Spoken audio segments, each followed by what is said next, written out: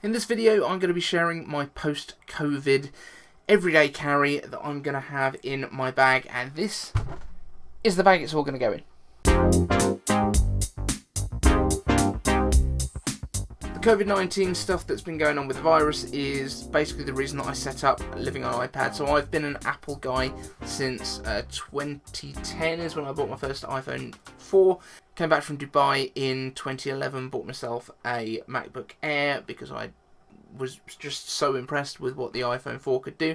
And since then, I haven't bought a Windows device. I haven't bought anything that is essentially non-Apple in terms of my kind of everyday tech stuff. And so I'm going to show you my everyday carry, exactly what's going to go in this bag from day to day when I go back out and about into my day-to-day job. Now, as a day-to-day role, I work as a brand ambassador for a spirits and beers agency. So I work with one of the big wholesalers here in the UK, speaking to bars, getting them to list our products and helping to train their staff, as well as doing consumer tasting events. Once I actually get back to work, because I'm still currently furloughed right now, the bars have just reopened in the UK, I wanted to share with you the stuff that's going to be in my bag on a day-to-day basis, and the stuff that I'm going to be carrying with me. And it's a little bit different from what it was before COVID hit. So first of all is this bad boy. This is my iPad Air 2. Yes, that is an old iPad. It's the oldest one that will run iOS 14, which will be out later this year. This iPad happens to already be running the developer beta because I'm testing it and I'm playing around with doing maybe some apps for living on iPad. So this is a 32 gig iPad Air 2. It was a hand-me-down from a previous person that worked for the company, presumably, because it's already a little bit dented and battered. It does normally live in a case. I'm hopefully going to move away from that. I like the lightweight and how this feels. This has got all my work stuff installed on it, so it's got a VPN, it's got shortcuts to all the stuff that I need online. It's also got Pages, Numbers, Keynote, all of the usual Apple stuff on there, as well as social media stuff, because I have to do quite a lot of social media outreach to our customers and to the consumers as well. So this is kind of going to be my daily driver. So this is going to have my portfolios on it. It's going to have all of my brand information. So all the stuff that I need to know from day to day when I go and see people in person to sell drinks to. Next up, in terms of phones that I'm going to be holding on to, I have my personal iPhone. This is an iPhone XS, not the Max, but this is my XS. This is currently installing the Beta 2 software, which came out today at the point of filming this, so probably yesterday, once this actually goes online. So this is iOS 14 Beta 2 on my personal phone, and then my second phone is right in here. So this is my work iPhone. This is an iPhone 8 in space grey, which is nice and shiny. I really like actually the design of this, to say that it is the old style with a home button. This is my work phone, so this one always will stay with a stable iOS version. But it's really, really handy, especially when I'm making content for work, to be able to have a couple of phones handy and being able to use both of them for different camera angles and things like that, using one of them as a light if I'm trying to take some photos of some drinks and things like that. So the next thing that goes in, let's pull the bag down. Next thing that goes in, I've got a pen in there, I've got my car keys, which are on a KEYSMART keychain. That basically turns your keys into like a Swiss Army knife. I hate having jangly keys. The only thing that hangs off of it is the car key for my BMW, which, again, company car, it's not my choice, but it's quite a nice car to drive around in. I can't complain. Also attached onto there, you've got a SIM removal key, and also my key fob for getting into work. So those are the only things that kind of stick out. Other than that, the KEYSMART itself, it's really nice. It just it kind of folds everything away. It keeps it in a non-jangly package, which I really like. I enjoy the fact that it does that. I hate having just a bunch and a kind of lump of keys in my pocket that's kind of shapeless. My big aim with this is to try and reduce pocket bulge. I hate bulging pockets. I think it makes any clothes look awful when they're sticking out in different directions. Makes it uncomfortable to sit down. I don't like any of that. Also in there, I've got my bank cards. I've got my store cards sitting behind there. Also a space for receipts and things like that. I really like this bag. It's quite compact, but it has got a lot of space for different things in there. In my front pocket here, I have two items. So I have this bad boy, which you might have noticed on the thumbnail for this video.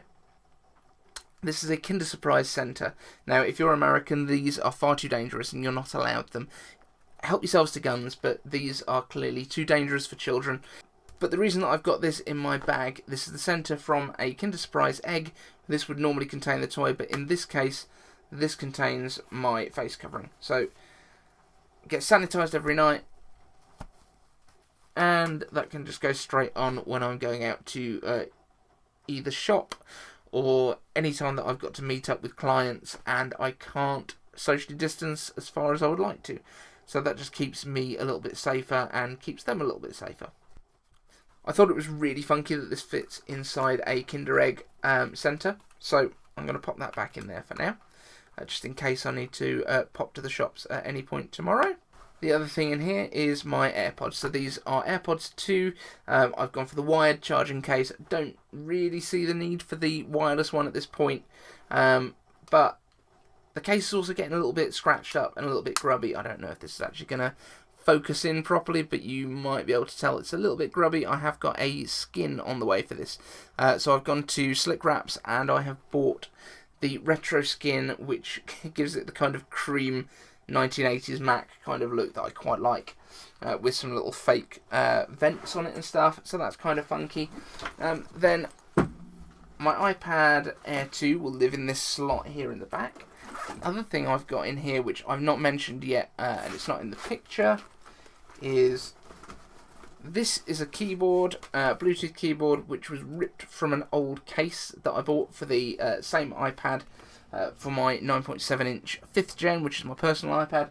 So I bought a keyboard case for it. This is literally the keyboard that came out of that. When the case itself cracked, I just pulled this off of it, and it just pairs up to whichever of the iPads I need. So if I do need to do a little bit more typing, if I need to get a contract put together or something like that, while I'm out and about, much easier than trying to do it with the on-screen thing. Or if I've got a bunch of emails that need to be replied to, it's much easier to be able to just pop that out onto a desk in a coffee shop or something like that, or a park bench these days perhaps, or even just in the car, sorting out my expenses, that kind of thing too.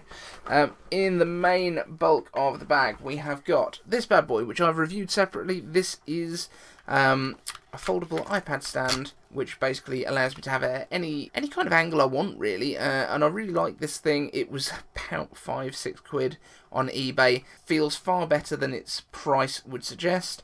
It's quite clicky, feels like a nice transformer, as I mentioned in the review.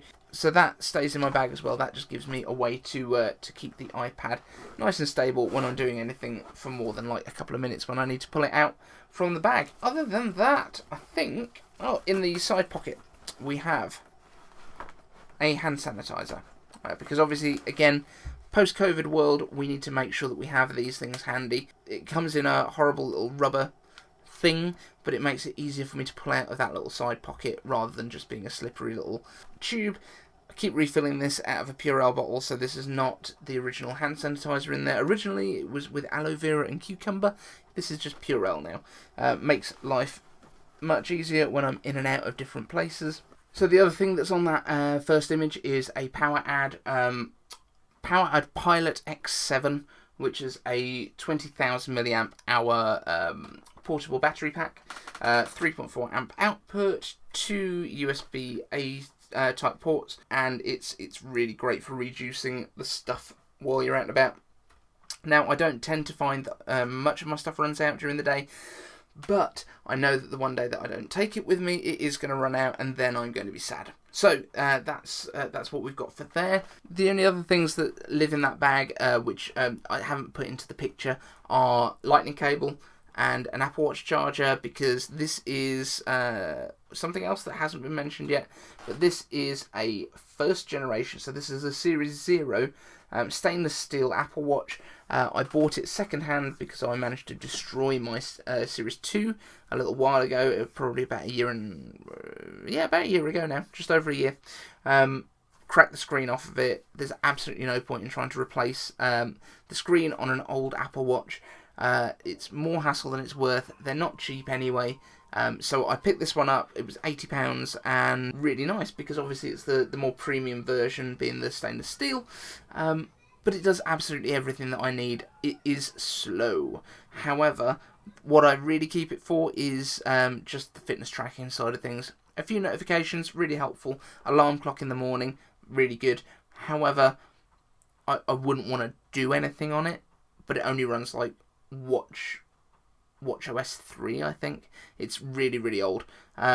It's not swimming proof like the pretty much every generation from Series 2 onwards, but it's filled a gap for me, and I think this year is probably going to be the year that I upgrade my Apple Watch to whatever comes out this year. I don't know if I'm going to go for the latest and greatest, or if I'm going to go for whatever the budget option is this year. If it's still the 3, that might put me off a little bit, because it's really getting quite long in the tooth at this point, but we will see.